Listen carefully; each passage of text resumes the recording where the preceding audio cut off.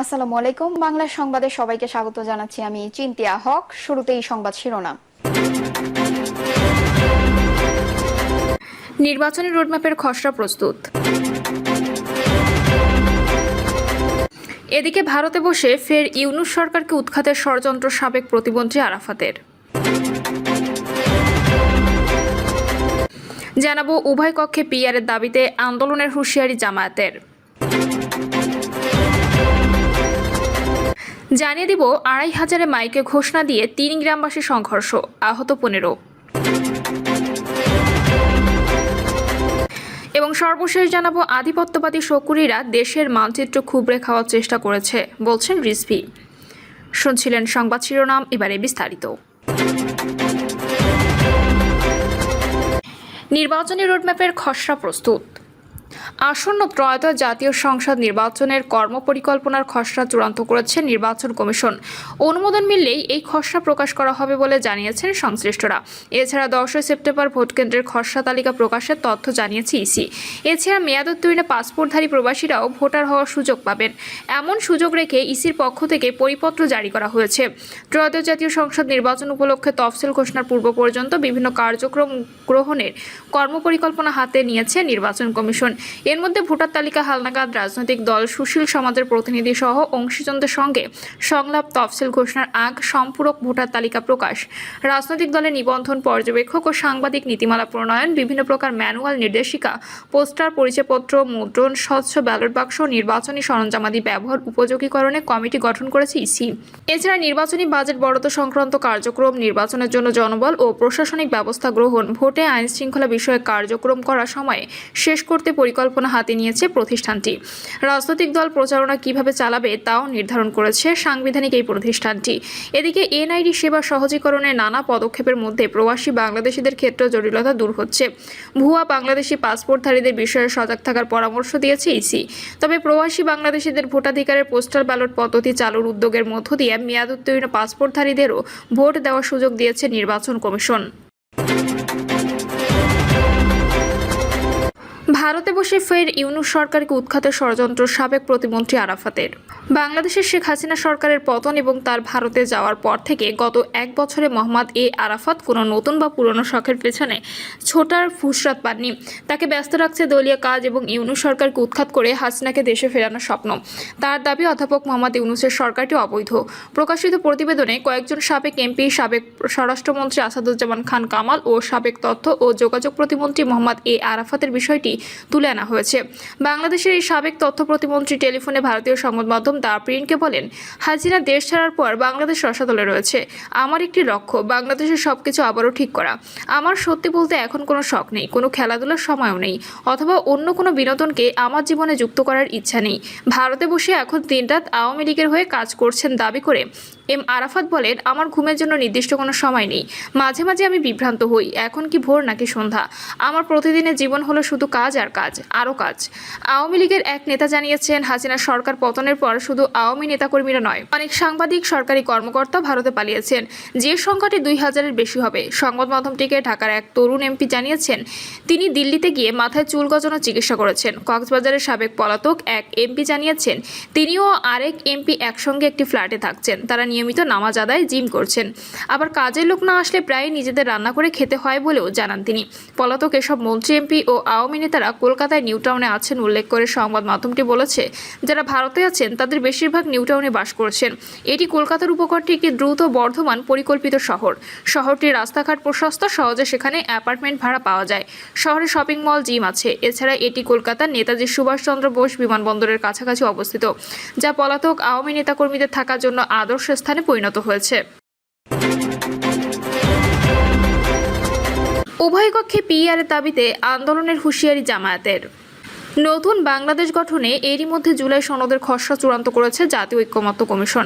এরপর তা রাজনৈতিক দলগুলোর কাছে পাঠিয়েছে কমিশন। তবে পিআর পদ্ধতি সহ সংবিধান পরিবর্তনের সঙ্গে যুক্ত গুরুত্বপূর্ণ কয়েকটি প্রস্তাব নিয়ে বড় রাজনৈতিক দলগুলোর মধ্যে মতানৈক্য রয়েছে। বিশেষ করে দেশের অন্যতম প্রধান দল জামাত ইসলামী জাতীয় নির্বাচনে প্রাপ্ত ভোটের ভিত্তিতে সংসদের উচ্চ ও নিম্নকক্ষে পিআর পদ্ধতি চায়। পিআর ছাড়া নির্বাচন হলে আন্দোলনের ঘোষণা দিয়েছে দলটি। জামাত ইসলামীর দাবি, পিআর পদ্ধতি চালু হলে জনগণের ক্ষমতায়ন হবে। এর ফলে দুর্নীতি কমবে। দলটির নায়েবে আমির অধ্যাপক মুজিবুর রহমান বলেন, পিআর পদ্ধতি ছাড়া ভালো নির্বাচন হবে না। ফলে আমরা যতদূর সম্ভব তা বাস্তবায়ন করার চেষ্টা করব। সর্বশক্তি দিয়ে সে চেষ্টা করবে জামায়াত।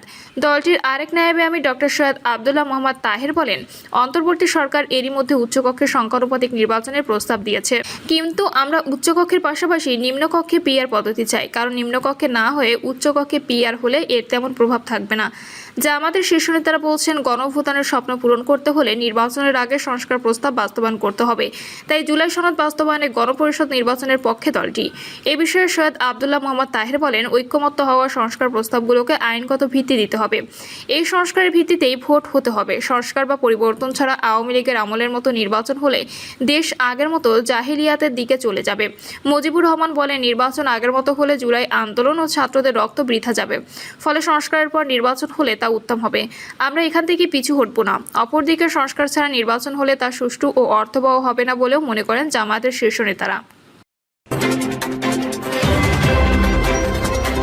২৫০০ মাইকে ঘোষণা দিয়ে ৩ গ্রামবাসীর সংঘর্ষ, আহত ১৫।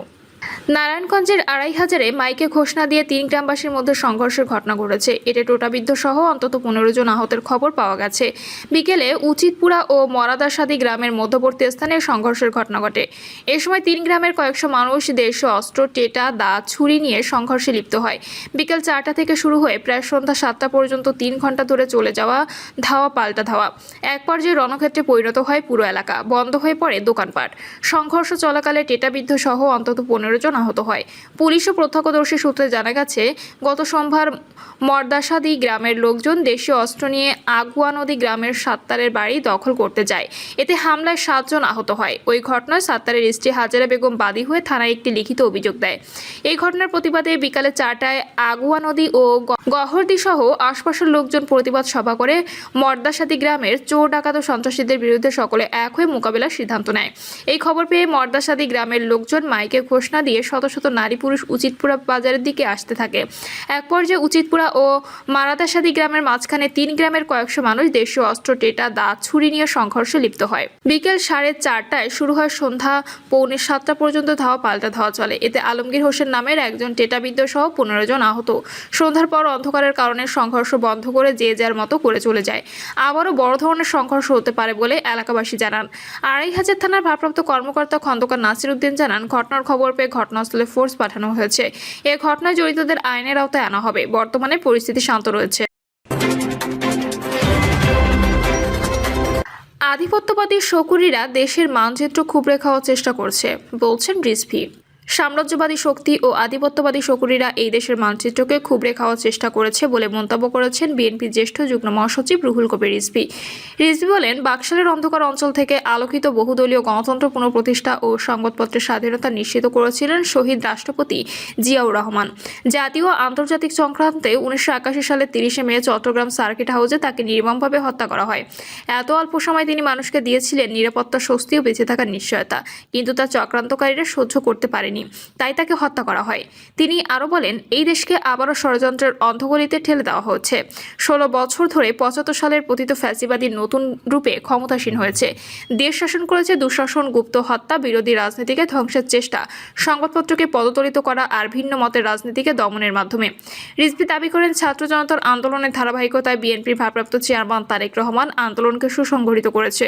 তবে গণতন্ত্র এখনো পুনরুদ্ধার হয়নি, এজন্য আরও কঠিন পথ অতিক্রম করতে হতে পারে। তিনি বলেন, আমাদের এখনো কাজ শেষ হয়ে যায়নি, গণতন্ত্র এখনো পুনরুদ্ধার হয়নি। আমাদের সেই গণতন্ত্রকে পুনরুদ্ধারের জন্য আমাদেরকে হয়তো আরও বিপদসংকুল পথ অতিক্রম করতে হবে। এই কারণে আমাদের দলের সকল পর্যায়ের নেতাকর্মী এবং জাতীয়তাবাদী শক্তি প্রস্তুত। আমাদের অবাধ সুষ্ঠু নির্বাচন এখনো নিশ্চিত হয়নি। আমরা নানা ধরনের চক্রান্তের কথা শুনি, নানা ধরনের মাস্টার প্ল্যানের কথা শুনি। প্রিয় দর্শক, এই ছিল এখনকার সর্বশেষ সংবাদ। আপডেট সব সংবাদ পেতে চ্যানেলটি সাবস্ক্রাইব করে বেল আইকনটি ক্লিক করে রাখুন।